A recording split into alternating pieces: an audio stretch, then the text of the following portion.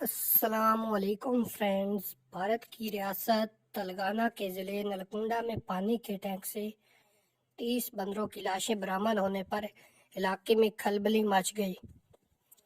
Media report کے مطابق ناگرجن ساگر کے نزدیک واقع پانی کے ٹینک سے اطلاع ملنے پر 30 بندروں کی مردہ حالت میں نکالا گیا، جو کئی روز سے اندر موجود تھے۔ ٹینک سے تقریباً 200 خاندان پانی استعمال کرتے ہیں، جن کے لیے بندروں کی لاشیں ملنے کی خبر کسی جھٹکے سے کم نہیں۔ حکام نے ٹینک کے اوپر دھات کی چادریں نصب کی تھی، تاہم ممکنہ طور پر شدید گرمی کے باعث بندروں نے انہیں ہٹا کر ٹینک میں داخل ہوئے اور پھر نکل نہ سکے۔ لاشیں برآمد ہونے کی خبر پھیلنے کے بعد ٹینکوں سے پانی استعمال کرنے والوں کو اپنی صحت کی فکر لاحق ہو گئی۔